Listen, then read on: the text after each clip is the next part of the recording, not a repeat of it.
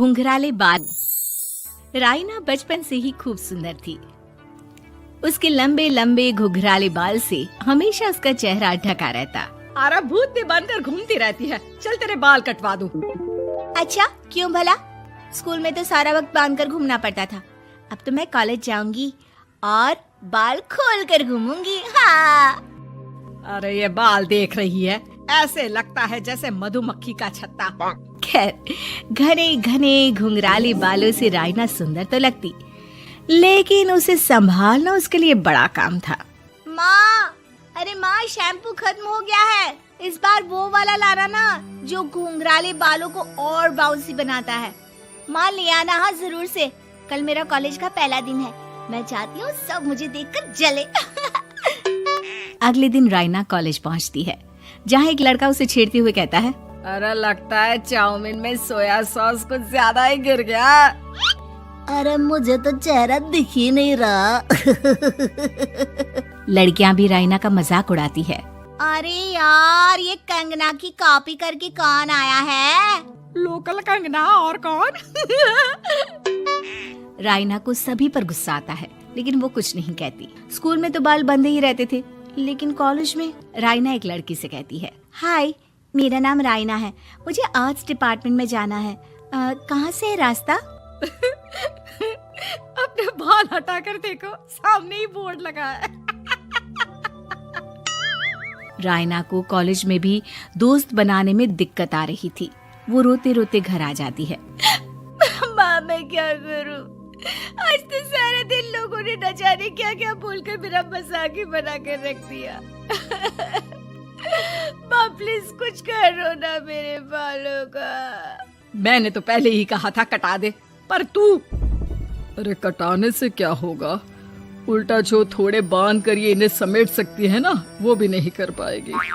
तो क्या मेरी कोई दोस्त नहीं बनेगी कॉलेज में, या मैं हमेशा लोगों के मजाक का ही शिकार होती रहूंगी? राइना जोर जोर से रोने लगती है। तभी उसका छोटा भाई आ जाता है और राइना के बालों के बीच एक पेंसिल छुपा देता है। तभी उसका दोस्त भी पीछे से आ जाता है। अरे ढूंढो ढूंढो, कहाँ है पेंसिल? मैं नहीं बताऊंगा। दोस्त काफी कोशिश करता है, लेकिन उसे पेंसिल नहीं मिलती। वो वहाँ से चला जाता है। थैंक्स दी, आज आपके बालों ने तो मुझे बचा ही लिया। अच्छा, बहुत दिनों के बाद बालों को लेकर कुछ अच्छा सुनने को मिला।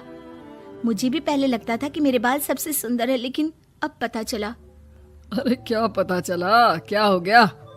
देख, किसी भी चीज के ना दो पहलू होते हैं, या तो तुम बालों से ही लोगों का मन जीतो, या फिर रोती रहो। अब ऐसे घने बाल तो तुम्हें भगवान ने दिए हैं। राइना को पिता की बात समझ में आ जाती है। वो सोच लेती है कि जिन बालों के कारण वो कॉलेज में एक भी दोस्त नहीं बना पा रही है, उन्हीं बालों से वो दोस्तों की लाइन लगवा देगी। अगले दिन कॉलेज में डेस्क में राइना बालों को आगे कर लेती है और लोगों को लगता है कि राइना का चेहरा पीछे है, लेकिन राइना घने घुंघराले बालों को हटाकर हंसने लगती है। देखा मेरे बालों का कमाल, इससे मेरा चेहरा भी नहीं दिखता और मैं चलती क्लास में सो भी सकती हूँ। सभी राइना को देखकर हंसने लगते हैं।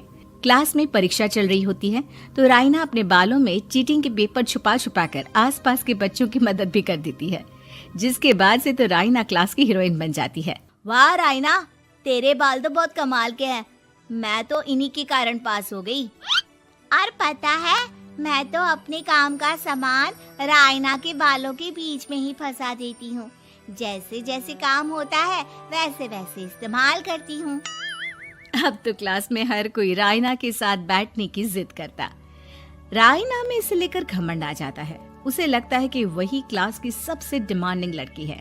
फिर एक दिन, मैं इस कॉलेज में नई नई आई हूँ, क्या आप मेरी दोस्त बनेंगी? मैं? ओह सॉरी, मैं इस क्लास की सबसे डिमांडिंग लड़की हूँ। हर कोई मेरे साथ ही रहना चाहता है।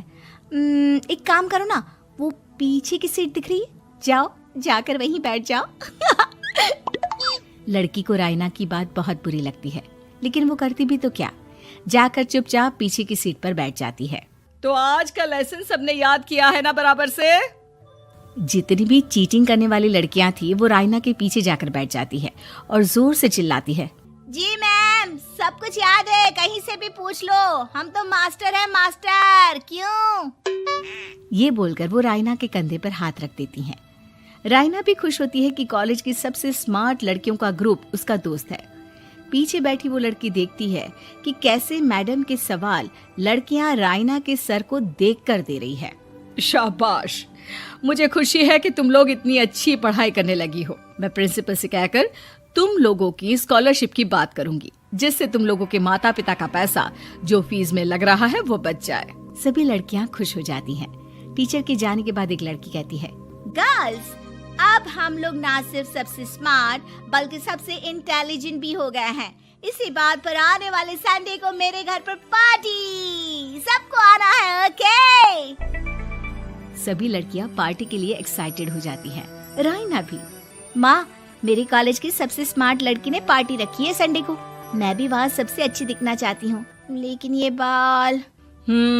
घुंघराले बालों का तो कर भी क्या सकती है। तभी उन लोगों की नजर पार्लर के एक इश्तिहार पर पड़ती है जो 3000 रुपए में बाल स्ट्रेट कर रहा था। माँ, मुझे पैसे देना, मैं बाल सीधे करवा कर आती हूँ। संडे को पार्टी में सबसे अच्छी लगूंगी। बस फिर क्या था, अपने घुंघराले बालों को रायना पार्लर जाकर स्ट्रेट यानी कि सीधा करवा लेती है। और फिर पार्टी वाले दिन, हाय गर्ल्स, कैसी लग रही हूँ मैं? ओह नो, शिट, ये क्या करवा लिया बालों का हाल? और जिसके घर पार्टी थी वो लड़की, अरे ये क्या करवा लिया? तुम्हें मालूम नहीं है, जिस बालों में चीटिंग रखकर हम लोग टीचर के अगर इम्प्रेशन जमाते थे, उन बालों को तुमने। अरे हमें तो स्कॉलरशिप भी मिलने वाला था, अब तुमने बाल सीधे करवा लिए। अब तुम हम लोगों के लिए किसी काम की नहीं हो। अरे लेकिन हम दोस्त तो है ना, क्या मैं अच्छी नहीं लग रही हूँ? हमें तेरे अच्छे और बुरे लगने की कोई जरूरत नहीं है। हम लोगों को तेरे बालों से फायदा था, अब वो नहीं है तो हम तेरे दोस्त भी नहीं है। जा जाकर बाल वापस घुंघराले करके आ, तभी तो हम लोगों की दोस्त बन सकती है। रायना रोते रोते घर आती है और माँ को सारी बात बता देती है। माँ, ला पैसे दे, मैं बाजार जाकर बाल ठीक करा के आती हूँ। लेकिन माँ, मुझे ये बाल बहुत अच्छे लग रहे हैं, काश ये बाल मैं पहले ही सीधे करवा लेती। देख बेटा, पैसे तो मैं तुझे दे दूं, लेकिन वैसे बाल करके तू फिर ऐसे दोस्त बनाएगी जो तेरे साथ मतलब के लिए जुड़े हैं। लेकिन इन बालों में तू ऐसे दोस्त बनाएगी जो तेरे साथ जीवन भर का साथ निभाएंगे। रायना को माँ की बात समझ में आ जाती है।